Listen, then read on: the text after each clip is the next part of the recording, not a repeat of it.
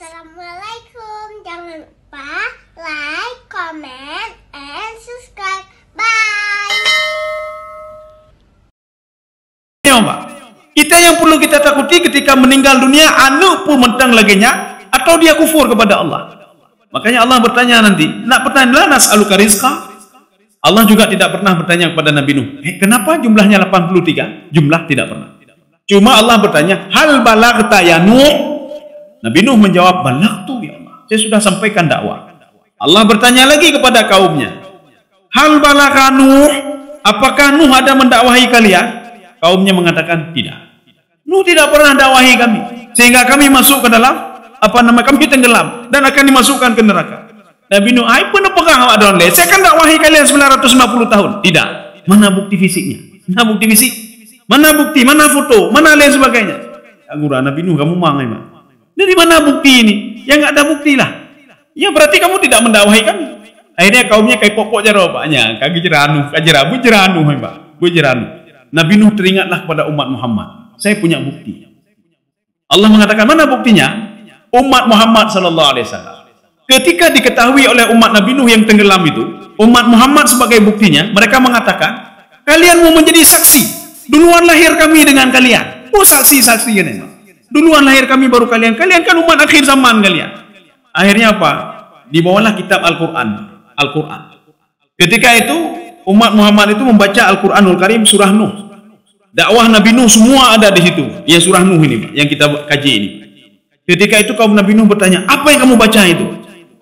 Kok seperti yang kami alami itu? Itu apa itu? Ini Al-Quranul Karim. Inilah yang dikatakan dengan ummatan wasatan. Umat penengah. Kalau kita tanya kepada orang lain, umatan wasatan. Umat yang moderat. Moderat. Moderat ni apa? Moderat. Wajib moderat. Katanya umatan wasatan. Apa umatan wasatan itu? Umat di tengah-tengah. Nah, lontan yang saya pernah berdialog juga, saya dialog dengan akademisi. Coba buktikan kalau umatan wasatan, umat di tengah-tengah. Kita kan umat terakhir, mana ada umat di tengah-tengah? Ya umat di tengah-tengahnya umat Nabi Ibrahim, umat Nabi Musa dan lain sebagainya. Itu kan di tengah-tengah. Kita kan terakhir. Oh, bino umatan wasatan ini. Umat tidak begitu parah, tidak begitu berat-berat sekali diberikan. Dalilnya dah. Saya punya dalil, saya bilang. Umatan wasatan itu adalah umat penengah ketika di padang mahsyar nanti Nabi berdebat dengan umatnya. Umat Muhammad lah sebagai umat penengah. Kenapa? Karena ada dalil semua dalam Al-Quran. Makanya yang dikatakan umatan wasatan adalah umat penengah yang dia selalu bersama Al-Quran. Umat Nabi Muhammad. Maka tidak dikatakan umatan wasatan kalau dia pada umat Nabi Muhammad tapi jauh dari Al-Quran. Yang kan umatan wasatan. Itu pun tepudan ya, Pak. Nggak tahu apa-apa dia. Maka umatan wasatan adalah umat Nabi Muhammad SAW yang tidak jauh dari Al-Quranul Karim dan dia juga menjadi saksi bagi umat-umat yang lain yang berdebat dengan nabinya. Ini contohnya Nabi Nuh alaihissalam dan nabi-nabi yang lain yang protes nabinya, umat Nabi Muhammad menjadi saksi dengan Al-Quran itu saksi. Maka kalau dia jauh dari Al-Quran walaupun umat Nabi Muhammad itu tidak dikatakan umatan wasatan. Ya, jadi baik pegang-pegang lun umatan wasatan, umatan wasatan. Ini contoh seperti yang ada di dalam Al-Quran. Wal takum minkum, oh bukan itu. Kuntum khaira ummatin ukhrijat linnasi. Kalian itu sebaik umat. Perhatikan lafaz ayat ini baik-baik. Lafaznya menggunakan lafaz madhi, menggunakan lafaz past tense. Maka ditafsirkan oleh Ibnu Abbas, siapa itu kuntum khaira ummah? Muhajirin, kaum muhajirin. Kan gedanya, Pak. Pak. Dijawab lagi oleh penafsir lain, itu umat-umat sahabat Nabi itu, bukan kita. Tetapi geperda ya oleh Imam Sawi. Geperda oleh Ibnu Ashur di dalam tafsir beliau. Tafsir Ibnu Ashur. Apa kata beliau? Ini memang modelnya madhi. Tetapi fi siyaqil mustaqbal. Ini juga berlaku untuk mustaqbal. Berlaku juga untuk umat Muhammad sallallahu alaihi wasallam siapapun dia. Tapi cukup segitu saja. Imam Baydawi menambahkan lagi, manit tasafa bi awsafihim, barang siapa ada nanti umat Muhammad sallallahu alaihi wasallam paling enggak nabacut mengikuti sahabat, mengikuti Rasulullah sallallahu alaihi wasallam. Kalau ada seperti ini, maka mereka juga berhak untuk mendapatkan kuntum khaira ummatin ukhrijat linnas. Ini bagaimana kuntum khaira ummatin? Nabi Muhammad dan daturi katanya. Mana daturi Nabi Muhammad? Siapa Muhammad? Oh, pokoknya Muhammad. Makanya ingin mengenal Rasulullah SAW tidak ada lain kecuali dekati hadisnya. Dekati hadisnya. Walaupun orang ngomong ini ngomong itu, ji'oh dengan Quran aja pakai aja. Kenapa? Karena kalau ingin dekat dengan Allah, dekatilah Al-Quran. Ingin mendekati Rasulullah, dekatilah Al-Quran dan dekatilah hadis-hadis beliau. Supaya kita tahu siapa itu Muhammad sallallahu alaihi wasallam. Siapa pencipta kita? Siapa Allah Subhanahu wa taala? Siapa yang dikatakan Rabbil Alamin? Siapa yang Alhamdulillahi Rabbil Alamin. Yang mengatur semua itu siapa? Kalau kita tidak baca Al-Quran maka tidak akan pernah kenal siapa itu Rabbul Alamin. Kaum muslimin sedang jemaah yang dirahmati Allah. Kita lanjut. Maka Nabi Nuh alaihissalam minta maaf. Rabbighfirli. Saya minta maaf ya Allah. Saya cuma sanggup sekian. Walaupun Nabi Nuh mengatakan cuma sanggup sekian, Allah tidak bertanya tentang jumlah. Hana pupu ya Nuh, yang penting kamu dakwah, kamu sudah mengajak orang lain. Demikian pula kita. Ketika kita mengajak satu penduduk kampung untuk bertakwa kepada Allah, nyampe bengeh-bengeh, Pak, jangan marah-marah. Sudah capek saya berdakwah 2 tahun, yang salah cuma 2 orang. Nyampe bengeh-bengeh, Pak, jalani saja. Kita diperintahkan oleh Allah bukan untuk jumlah. Ini kok masih 2 kata Allah, tidak. Tapi apa? Ajak terus ya. Hatta ya'tiyakal yaqin. Sampai kamu mati. Mati hana betul boleh, hana dakwah hana boleh. Ya. Dakwah tidak ada, tidur tidak ada, semua tidak ada. Kalau sudah meninggal dunia. Kenapa? Roh sudah berpisah dengan jasad. Ini doa beliau yang pertama. Doa beliau selanjutnya, wali walidayya, ampunilah dosa kedua orang tuaku. Pertanyaannya, siapa orang tua Nabi Nuh alaihissalam? Kenapa minta maaf? Apakah berdosa kedua orang tuanya? Apakah kedua orang tuanya termasuk yang ditenggelamkan oleh Allah Subhanahu wa taala? Nama ayahnya Lamak, nama ibunya Syamkha. Di dalam tafsir At-Tabari, beliau mengungkapkan itu 10 keturunan Nabi Adam terakhir, bukan keturunan artinya ke atas, Pak. 10 ke atas itu semua orang beriman dan taat kepada Allah Subhanahu wa taala. Setelah yang ke-11, nyan baru kamu lagi, Pak. Nyan sudah mulai. Makanya ayah Nabi Nuh alaihissalam termasuk yang ke-10 ini, Pak. Orang yang taat dan patuh kepada Allah. Jadi sudah meninggal, maka minta maaf. Maka katanya sebagai anak juga, walaupun orang tua kita tidak ada dosa, kita juga tetap Rabbighfirli wali walidayya. Ya, nama. Untuk nak bekah nak berdoa nak. Ayah lo nak salah tepu. Ya lo nurung semayang. Ya lo nurung tahajud. Ya lo nurung baca Quran. Kepada berdoa lah memang. Apa berdoa lagi? Ya. Maka disuruh berdoa juga Rabbighfirli wali walidayya. Ini ada di dalam tafsir Sya'rawi. Apa kata Imam Sya'rawi? Imam Sya'rawi mengutip sebuah riwayat sehingga beliau membahasakan riwayat itu begini. Pada suatu hari ada seorang pemuda, waktu dia mau meninggal dunia, diteringat ke dosa-dosa menumpang. Ya. Makanya lagi ketanya nyawa dia meninggal dia, yang tinggal kena syah, Pak. Tinggal kena syah. Dan kita tidak bisa berbuat apa-apa lagi. Meninggalkan itu tidak bisa, berbuat pun tidak bisa, apa-apa tidak bisa. Karena sudah sakaratul maut ya. Pemuda ini dia terbayang dosa-dosanya dalam tanda kutip bukan dosa besar. Kemudian setelah itu dia meninggal dunia. Waktu dibangkitkan di padang mahsyar, kabeh lu ni. Dosa kok jai kabeh. Rupanya waktu beliau bangkit di padang mahsyar, dosa yang beliau lihat ketika sakaratul maut tidak ada lagi, Pak. Tidak ada lagi. Kemudian beliau bertanya kepada Allah. Kita bisa lihat nanti dalam tafsir Sya'rawi ini. Beliau bertanya, mana dosa-dosa saya ya Allah? Kok hanale ya Allah? Apa kata Allah Subhanahu wa taala? Kamu tidak tahu. Analaka ibnun. Kamu punya anak saleh, Pak. Titi uroi berdoa Pak Lun katanya. Setiap hari dia berdoa kepada saya, Rabbighfirli wali walidayya warhamhuma kama rabbayani saghira. Nyata dia berdoa, Pak. Saya tidak tega kata Allah. Anak kandungmu, dia berdoa kepadaku supaya dimaafkan dosa-dosamu. Setiap hari saya angkat dosamu. Besok doa lagi saya angkat dosamu sehingga habis semua dosa-dosamu kata Allah, kecuali dosa besar. Jadi beliau ini tidak buat dosa besar. Ya. Jadi makanya ada pengaruh juga dari doa ini, Rabbighfirli wali walidayya. Makanya Nabi Nuh alaihissalam berdoa untuk ayahnya Lamak sama Syamkha, yang mereka itu memang orang mukmin. Jadi kalau disebutkan dalam tafsir Sawi kana mukminaini, dua-dua itu memang orang mukmin. Sebenarnya kalau tanpa didoakan pun enggak apa-apa sebenarnya. Tetapi kan ini seorang anak ya, kan wajar meminta kepada Allah untuk dimaafkan. Mungkin saja ada dosa-dosa kecil, ya, Pak.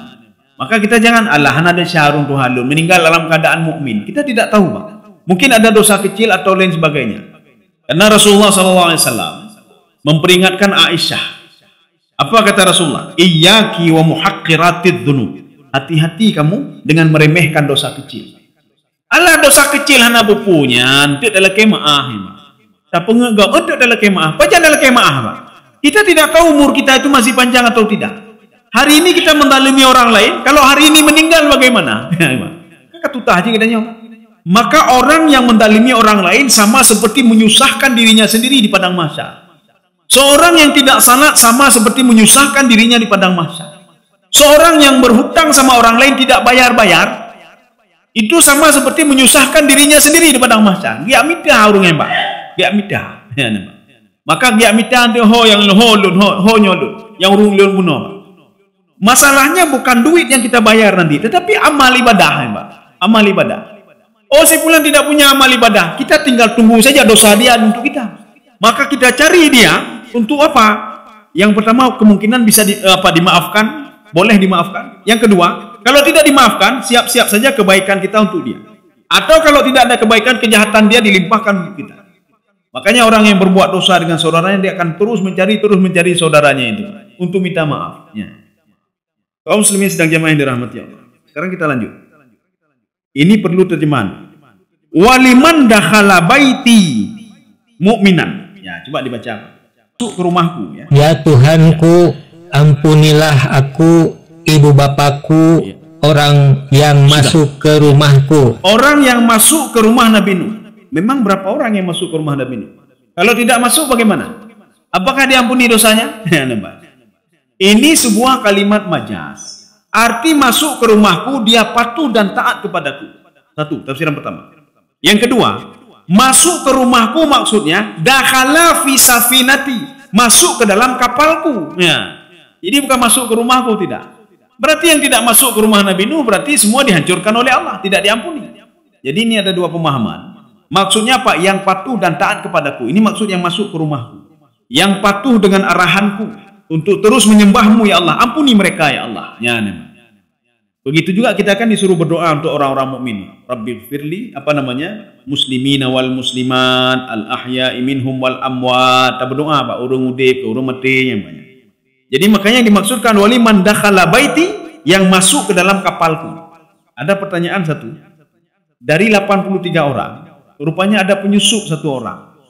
Ada penyusup satu orang yang dikenal betul oleh Nabi Nuh alaihissalam.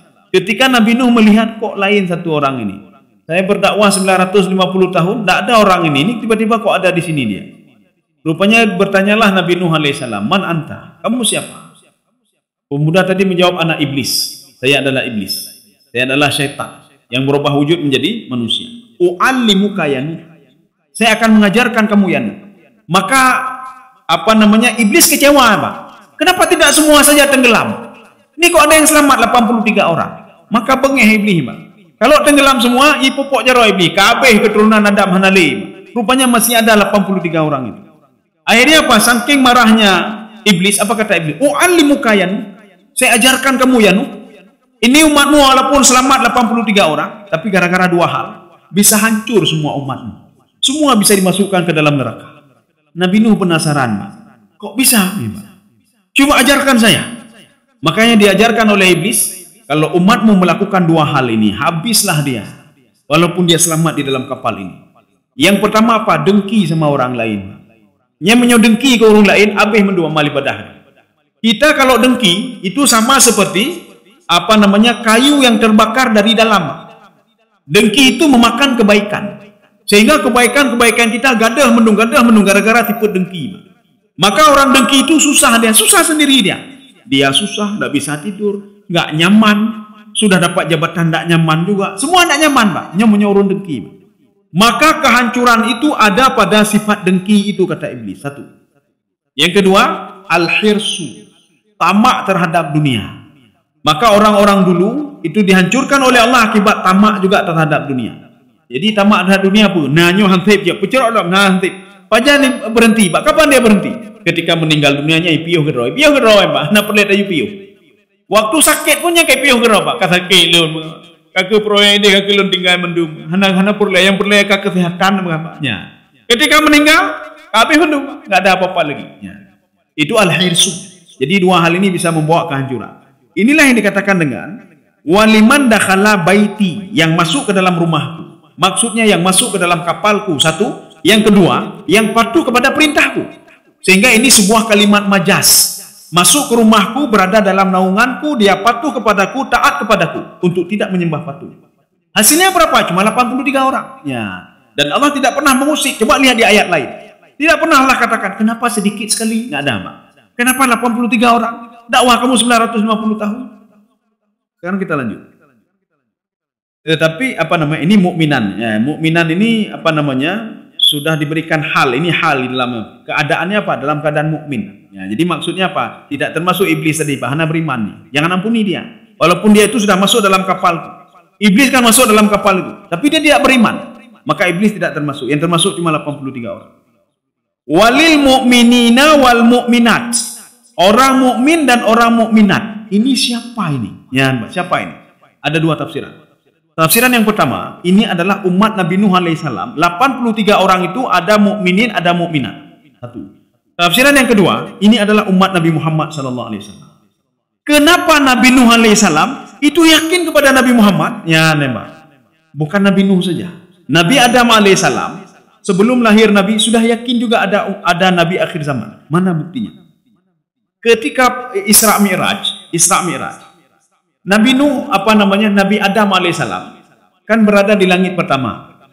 Ketika diketok pintu, Nabi Adam bertanya, "Man?" Dijawab Jibril. Nabi Adam bertanya, "Man ma'aka?" Siapa bersama kamu? Muhammad. Dijawab oleh Nabi Adam, "Hal bu'itha?" Apakah dia sudah diutus ke bumi ini? Maknanya Nabi Adam tahu Nabi Muhammad Nabi terakhir. Cuma masalahnya sudah diutus atau belum? Ya, dijawab oleh malaikat Jibril, "Bu'itha." Dia sudah diutus. Barakallah. Keberkahan bagimu. Tidak pernah Nabi Adam bertanya, "Muhammad, Muhammadnya Tidak pernah bertanya apa? Siapa Muhammad itu? Kenapa jadi Nabi? Kenapa begini? Kenapa begitu? Tidak. Kita nggak usah ngomong Nabi dan Rasul dulu. Ada seorang pemuda yang menjadi aktor di dalam surah Yasin. Dalam surah Yasin, namanya Najjar, Habib An-Najjar. Habib An-Najjar 70 tahun menyembah patung, 70 tahun dia membuat patung, dia menjual kepada orang lain, tetapi setelah itu dia beriman kepada Allah Subhanahu wa taala. Dia hidup pada masa Nabi Isa alaihissalam. Padahal jarak dia dengan Nabi Isa kan lumayan jauh lah. Lumayan jauh. Bukan jarak tempatnya ya. Beliau di Yordania, Yordan. Sedangkan Nabi Isa kan di Palestina. Kan jauh lah, Palestina, Yordania. Tetapi pemuda ini apa? Dia yakin betul dengan Nabi Isa. Dan dia beriman kepada Nabi Muhammad SAW. Dari mana dia tahu informasi itu? Dari Injil. Dari mana tahu informasi itu? Dari Taurat. Di dalam Taurat disebutkan juga nama Nabi Muhammad. Dalam Injil juga disebutkan bagaimana keberadaan Nabi Muhammad SAW. Jadi makanya kita nggak usah ngomong Nabi Rasul, oh Nabi Adam, Nabi ini. Seorang Habib An-Najjar dia bukan Nabi, dia bukan Rasul. Tetapi seorang penyembah patung 70 tahun, tapi dalam hitungan dia bertobat kepada Allah dan meninggal dalam keadaan mukmin. Dan dia juga beriman kepada Rasulullah sallallahu alaihi wasallam. Kaum muslimin sedang jemaah yang dirahmati Allah. Artinya Nabi Nuh juga yakin kepada Nabi Muhammad sallallahu alaihi wasallam. Jadi makanya Nabi Nuh berdoa juga walil mu'minina wal mu'minat. Orang-orang mukmin setelah saya dan orang-orang mukminat, ampunilah dosa-dosa mereka ya Allah. Walaupun sebagian penafsir mengatakan ini adalah 83 orang yang berada di dalam kapal Nabi Nuh alaihissalam. Kita lanjut. Wala tazidid zalimina illa tabara. Coba dibaca apa? Pak Indah. Dan janganlah engkau tambahkan bagi orang-orang yang zalim itu selain kebinasaan. Jadi tambah begini, tambah waktu.